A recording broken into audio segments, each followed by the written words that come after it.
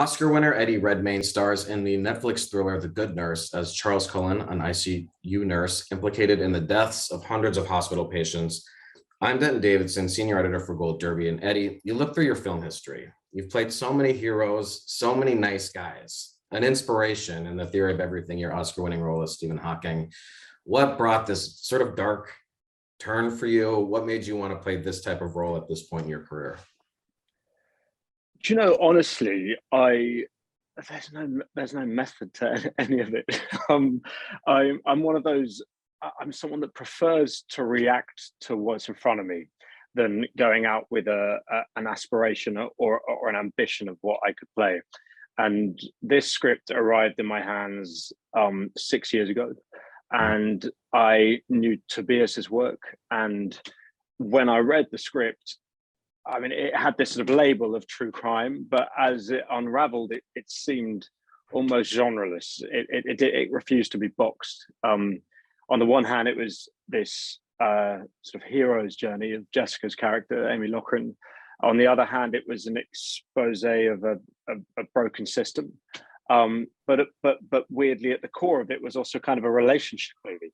And I found that incredibly appealing. I suppose there was also something about the idea of the horrors that this guy did being ended through someone's compassion that was intriguing to me.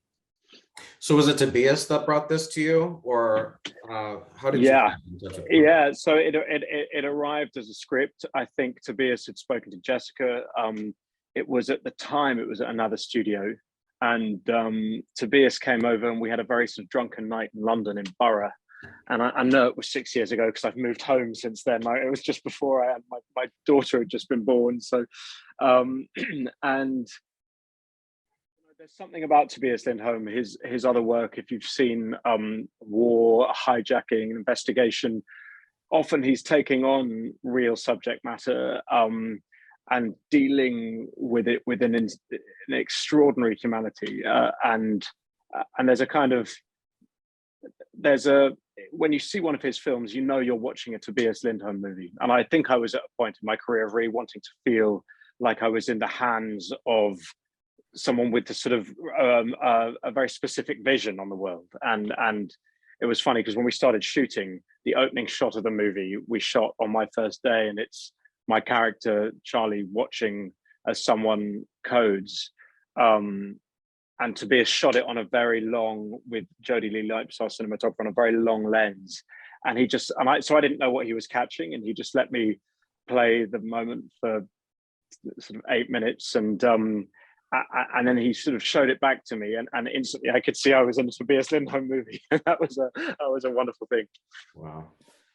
And its first 4 weeks on Netflix, it remained in the global top 10, 93 countries, #1, and I think 60 of them, over 129 million hours streamed. So this is a huge hit now that you have on your hands. What do you think struck a chord with viewers, not just in the US where the story took place, but all over the world? And then what does it feel to have a movie that receives that audience reception? Because as an actor with a lot of films, every actor has, big hits and blunders. So what's it feel to have like this sort of hit on your hands? Do you know, it's very surreal. It's the first, I did a film which was meant to come out at the cinema called A Trial of a Chicago 7, which was then bought by Netflix and came out during sort of COVID. But this was the first sort of Netflix made movie that I've done. And what was extraordinary was, those figures are astonishing and too much to kind of get one's head around, as in like they're just lots of numbers. But the way that I suppose I gauge how something's done is whether people talk about it. And the interesting thing about this film is, I think, when you watch it, it forces a conversation. And I noticed that out in the street, basically, that, sometimes you do movies and, your mum watches it, your a couple of your buddies. And sometimes you do movies that people stop you and feel an urgency to talk to you about. And this was one of those. And so it was sort of pretty astonishing, you know, that sort of global reach that Netflix has, and why did it strike a chord? I mean, I know there's definitely an intrigue in true crime and trying to get to the bottom of that. You know, I think we're all fascinated with the extremes of human behavior and those darknesses, and over the millennia, religions and various other sort of infrastructures have been created to civilize us, and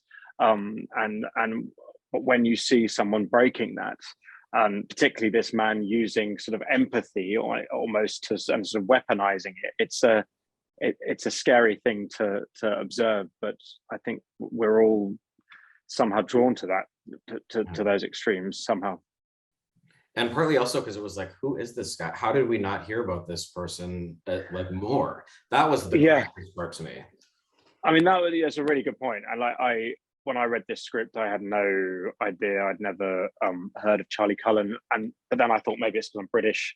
And then what was astonishing was talking to Jessica, and she had never heard of Charlie. And this guy is probably the most prolific serial killer in American history, and one's got to think that, I mean, there were articles written about him, but you've got to somehow think that, you know, there was a system at play in that as well, somehow, that, you know, is in the way that the hospitals suppressed the information about him. Maybe it went to a more macro level. I don't know. And you star alongside Jessica Chastain. She plays Amy Lochran. She's the hero here. And one of the interesting things is that the real Amy Lochran was sort of along for the journey. What did you learn about Charlie, you know, about him, seeing him through her eyes? He wasn't just a monster to her the whole time. No, and really the real Amy was the key into this for both Jess and I. And it was at the end of COVID when we started filming. So we met via Zoom to begin with, and she described her friend and described him as two different people. She said it was a dissociative thing. There was this kind, very empathetic, gentle, sort of self-deprecating and quite sort of funny guy who saved her life, quite literally. And then she met this other human being. She would describe how one eye would wander off, and it was like an empty vessel, this sort of arrogant, truculent man. But she only met him twice, and those are two scenes in the movie. One when she's wired, recording him, and one when she comes into this interrogation room. And those scenes were intriguing to play because we had a lot of the verbatim. We had video footage and you know, the sound, the recordings of that. But her saying that about two different people was a big insight, because it allowed Jess and I to really invest in the truth of the friendship. And it was up to Tobias to glean any moments, or I suppose the suspense of Christy Wilson Cairns' structure of the piece, to allow audiences to observe other sides to him. And in the film, you mean your face is the same, you look the same, but your voice is different, your demeanor, your posture has changed. What source material did you have available to you to give you sort of that voice we hear and the posture we see?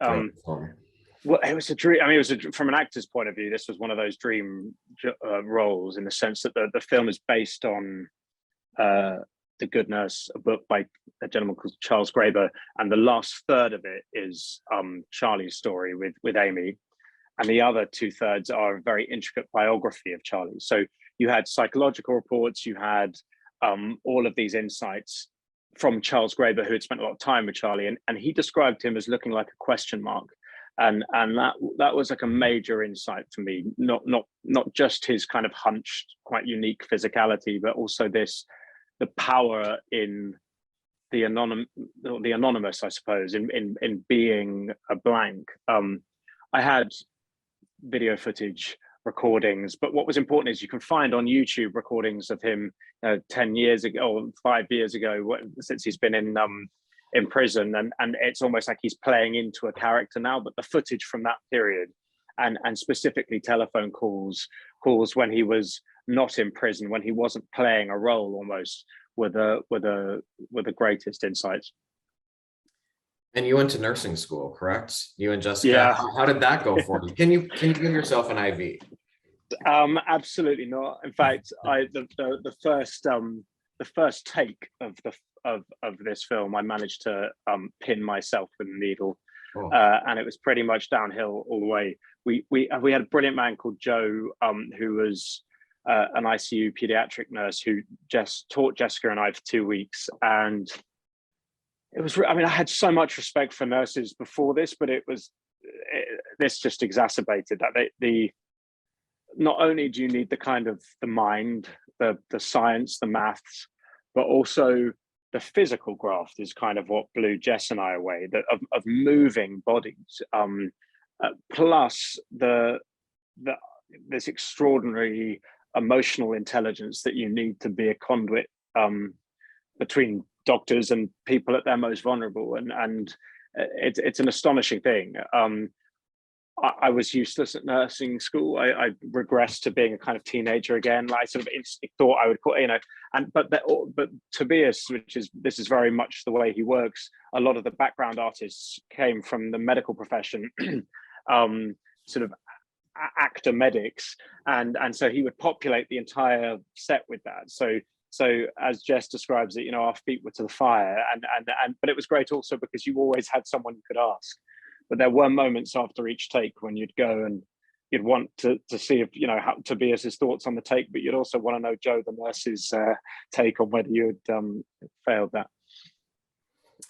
and you've mentioned that you were sort of waiting to do something with Jessica Chastain, and then this pops up. So what was that experience like, sort of playing this cat and mouse game with her? I don't want to sort of I mean, it's sort of, it was extraordinary, honestly. I'd known Jess for years. I admire her hugely. I think she's one of the greats. And I was excited. She was a friend, and my expectations were high, and she managed to sort of completely supersede those. She's a formidable talent, like astonishingly hardworking. She would do this thing where, because she had this heart disease, she would run around the set, do these laps and laps of the set until the camera was rolling, and then she'd come in to start the scene, and if there was a problem with the camera, she'd be off again, running. She had this ingenious idea of having an earpiece in her ear that she asked Tobias to play the heartbeat, and he could then manipulate the heartbeat during scenes. So she had another obstacle so there was this invention and playfulness, but ultimately one of the reasons I love working with her is she's an optimist. She sees the best in things. She's, we would do all the research and work beforehand, and then when we were on set, we would just play. And getting to dance with her in some of these very delicately written scenes by Christy Wilson Cairns was just, there was an intimacy to it after having done this sort of the kind of more macro scale films of the Fantastic Beasts films. There was something so it was different to me, and it was wonderful. And just a spoiler alert for anyone watching, but I think everyone has seen this film almost at this point. But if anyone needs to pause here, just because I want to talk about one of my favorite scenes. It's the transformation that happens right in front of us during that interrogation scene. And I love the back and forth with you and Noah Emmerich. And that was there improvising throughout that scene, and what was that intense scene like to film? Thank you, Fuzzy. I mean, that scene was extraordinarily written. It was we'd worked a lot on, Jess and I, with Tobias and Christy on elements of the film. We decided never to touch that. Some of the words came verbatim from the interrogation. We had footage of that interrogation. He got very violent or very angry. There was a moment that happened months after when they were in court, when Charlie was being handed out a predicament by a judge, and there were some of the victims' families there, and he started shouting this mantra about the judge's ineptitude at him, and he repeated it and screamed it so violently that he ended up being bound and gagged in court. And the extremity of that was important to find. The interesting thing about that scene was Tobias had kept Noah and Namdi, the two actors playing the detectives, away from me, so I hadn't really met them. And he put me in this quite enclosed space, and without telling me, he had decided that he was going to handcuff me. And all I knew in that scene is that Charlie, despite having lost all his power, was trying to retain power, and he had the arrogance for that. And so what it became was this game between Noah and I, of Noah being in charge and me trying to break his rhythm, and the sort of sound, as it were, of the handcuff became something that I found in the first take, and was a way of sort of messing with Noah a bit. And then Noah just suddenly turned with his line and floored me, screaming at me. And it was interesting because the reaction that it catalyzed was something that Charlie Cullen was abused when he was 7 and had this like pretty horrendous childhood. And in a moment, for me, you catch a glimpse of him as a kid. And so then it was just about Noah and I kind of going head to head, and and Tobias would allow long takes, 10-15 minute takes. He wasn't a director going, you've got to find it quicker, you've got to find it. He let you find the build in rhythm, and then he would put it together. So. I was, able to see this at a theater, at a press screening, and Andrew Garfield actually was hosting, and he was throwing some jabs at you about when you were living together. Right. that you guys got very competitive before you both made it. And you weren't around to sort of punch back. I'm curious. I love that. What was life like for you two when you first moved to LA? And because I think people would be fascinated to know that you two sort of came up together and lived together that way. Yeah, we all look back on it as absolutely joyful. I'm actually off to see a couple of pals from that period this evening, and we all now have sort of families or live in different countries, and so it's rarer that we get to hang out and chew the fat. And we look back on that time as bliss, but because it was sort of living in LA, escaping the rains of London.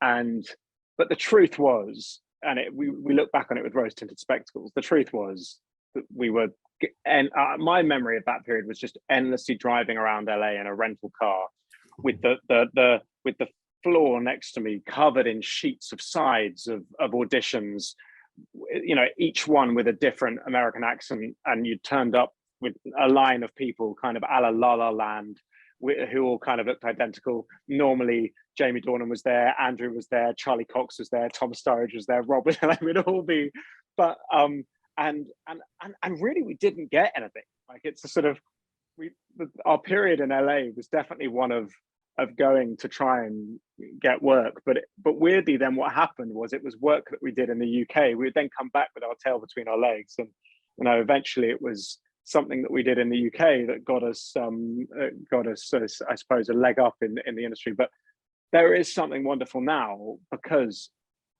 that group, we've been staggeringly lucky, firstly. Secondly, it's a weird world. Like, being an actor it's an odd, extraordinary, and at times mind-boggling job.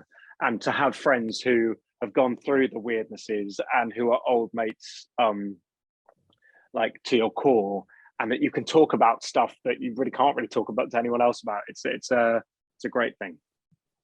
And Garth was competitive, but most fiercely competitive on the table tennis court, which he still is. He still is. Love that story. Eddie, congratulations on the film, The Good Nurse. Of course, it's still streaming on Netflix, so people can continue to watch it there.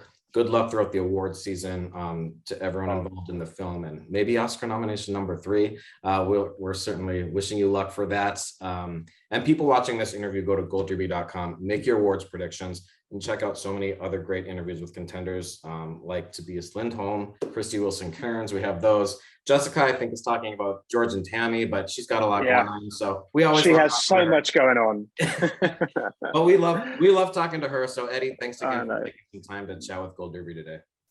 Thanks, mate. Bye-bye.